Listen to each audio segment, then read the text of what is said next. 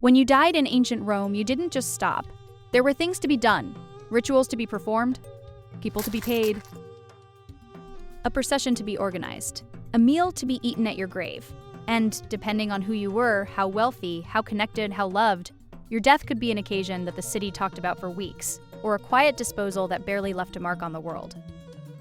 But even in the quietest deaths, Rome had rules. Strong, specific, religiously grounded rules about what happened to a body after the last breath.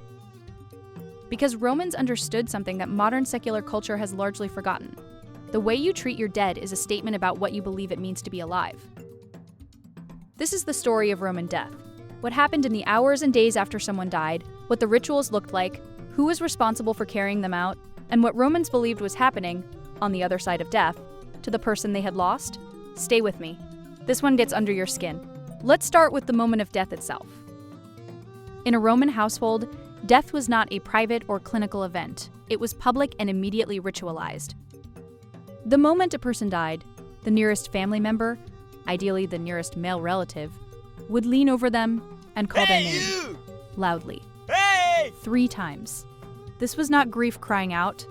It was a specific ritual act called the conclamatio, the calling together. It was both an announcement that the person had died and a final summoning, a last attempt to call back a soul that might not have fully departed. This moment, one person leaning over another and calling their name as they slipped away, is one of the most human images in all of Roman practice. The Emperor Augustus, according to Suetonius, died in the arms of his wife Livia, who kissed him in his final moments. His last words were to ask whether he had played his part in the comedy of life well. After the conclamatio, the body was washed, the eyes were closed, the mouth was closed, the body was anointed with oil and dressed, in the toga if the deceased was a citizen, in their finest clothing, with any insignia of office or military decorations they had earned in life. Then the body was laid out on a bier in the atrium of the house. The atrium, the main public room of a Roman home, faced the street. The doors were opened. Anyone could come to pay respects. Outside the door, branches of cypress were hung. This was the signal. The house contained a dead person. Passers-by would know they would give the house a wider berth, because death carried ritual pollution, a concept called funerary impurity, that could affect those who came too close without taking proper precautions. The funeral procession, the pompa funebris, was one of Rome's great public spectacles. For wealthy and aristocratic families, a funeral was an event of significant social and political importance. The body was carried through the city on a bier, accompanied by professional mourners, women called praeficae, who were paid to weep and wail and beat their chests. Their grief was professional and theatrical, but it served a real social function. It communicated the importance of the deceased, amplified the collective mourning, and gave the procession an emotional weight. Musicians walked with the procession. Flute players, brass horn players. The music of Roman funerals was specifically associated with death. These particular instruments played at funerals and gladiatorial games. For the most elite families, the senatorial class, the great aristocratic houses, the procession included something extraordinary: men wearing the death masks of the family's distinguished ancestors. These masks, imagines, were kept in the atrium of aristocratic houses, displayed in wooden cabinets, brought out for exactly this purpose. Each mask was painted and realistic, a likeness of a specific ancestor. Actors hired for the funeral would wear these masks and the formal toga and insignia of the ancestor's highest office. They rode in chariots or walked in procession. So when a great Roman noble was carried to burial, they were accompanied by their ancestors, the whole line of the family's distinguished dead, walking again in the world, one final time. Polybius, who observed this practice and was astonished by it, wrote that there was nothing more inspiring to a young Roman than seeing the full parade of his family's greatness assembled for a single death. It was propaganda, genealogy, and religious ritual simultaneously. At the forum, the procession stopped. The body was set down. A family member, often a son, or a political ally, or a hired orator if the family was wealthy enough, delivered the laudatio funebris, the funeral oration. This was a speech in praise of the dead. It recounted their life, their offices, their military service, their character, their contributions to Rome. It was delivered in public, before whatever crowd had gathered, and it was taken seriously as a rhetorical and political act. We have several laudationes funebris preserved, or at least referenced in ancient sources. Julius Caesar delivered the funeral oration for his Aunt Julia, and Suetonius preserves fragments of it. It was the occasion for Caesar, not yet a major political figure, to make ambitious claims about his family's divine ancestry. We also have what may be the most remarkable funeral document to survive from the ancient world, the Laudatio Turiae. This is an inscription, discovered in Rome in the 16th century, now partly in the Louvre and partly lost, that preserves a husband's speech at his wife's funeral. We don't know her name with certainty. Scholars call her Turia based on internal evidence that may be wrong. But the text itself is extraordinary. The husband describes a marriage of 40 years. He describes how his wife hid him during the proscriptions of the Civil War at great personal risk. He describes her managing the household, protecting her property, advocating for him with men who could have had him killed. And at the end, he describes something devastating. He writes that she, knowing they had no children, offered to divorce him so he could marry someone who could give him an heir. He refused. He says he would rather have had her and no children than children and no her. A Roman husband carving those words into stone for his dead wife. 40 years. And he would do it again. Now, what happened to the body? For most of Roman history, up to around the 2nd century AD, cremation was the dominant practice. The body was burned on a funeral pyre, the rogus, typically outside the city walls, since Roman law prohibited burial within the city. The pyre was built of wood and arranged carefully. The body was placed on top. Offerings were added, food, wine, objects the deceased had valued in life, sometimes military decorations, sometimes toys in the case of children. Family members and close friends would throw objects on the pyre as gestures of farewell. Before the pyre was lit, the deceased's eyes were opened one final time, a ritual act, a final look at the living world and at the faces of those who remained.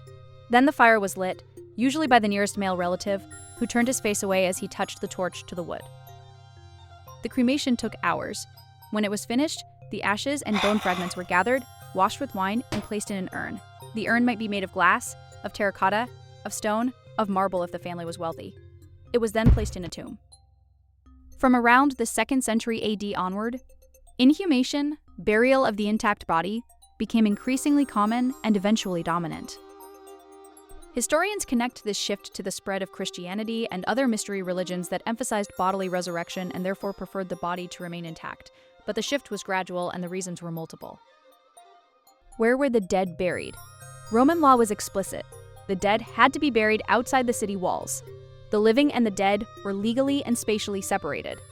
Death was ritually polluting, and the city of the living was not the place for it. But just outside the walls, along every major road leaving a Roman city, the dead were everywhere. The roads leading out of Rome were lined with tombs. The Via Appia, the Via Flaminia, the Via Latina. Traveling along any of these routes, you walked between the monuments of the dead. Great mausoleums for wealthy families, modest stone markers for ordinary people, columbaria, apartment block-style structures with hundreds of small niches, each containing an urn. For the poorer citizens who could not afford individual tombs, but could afford a share in a communal structure. Roadside burial served a social purpose beyond legal compliance. The more traffic that passed your tomb, the more people who read your name, the more alive your memory remained. Romans placed great importance on memoria, being remembered. A tomb on a busy road was a better tomb than one hidden away, because more people would read your name. Some tombs had inscriptions that directly addressed passers-by, one famous formula, Siste Viador, stop traveler, and then the epitaph. The tomb was reaching out, across centuries, asking the living to pause for a moment and acknowledge that someone had been here. Stop, traveler. But the relationship between the living and the dead didn't end with burial. Romans maintained an ongoing, active relationship with their deceased. The dead needed tending. They needed feeding. They expected to be remembered, visited, and honored at specific times of year. The Parentalia was a 9-day festival in February dedicated to the spirits of deceased family members, the Die Parentes. During this period, temples were closed, no marriages could be performed, and families visited the tombs of their ancestors. Food and drink were left at the tomb: wine, honey, milk, oil, sometimes full meals. The tomb often had a tube, a libation pipe, running down into the burial chamber through which liquid offerings could be poured directly to the remains. Families ate at tombs. They had picnics beside the graves of their parents and grandparents. They talked, presumably, about the person buried there, remembered stories, repeated phrases, kept the memory present. This was not morbid in the Roman understanding. It was maintenance. The dead who were properly fed and remembered remained benevolent. The manes, the good divine spirits of the ancestors. The dead who were neglected, who had no one to tend them, who were forgotten, these could become restless, problematic. The Romans had a word for them, the lemures, spirits who wandered because no one had taken care of them. To be forgotten was, in Roman religious understanding, a second death. The first death took your body. The second death took your name. This is why the tombs reached out to travelers. This is why the funeral orations recounted every office and every honor. This is why the laudatio turii was carved into stone rather than spoken once and lost. You could die, but as long as someone said your name, you had not entirely gone. I want to leave you with a grave. It belongs to a young girl buried on the Via Appia outside Rome. She died at 11 years old. We know because her father carved it on the stone. Her name was Minucia Suavis, Minucia the Sweet. Her father carved her name, her age, and then a single sentence that has survived 2,000 years.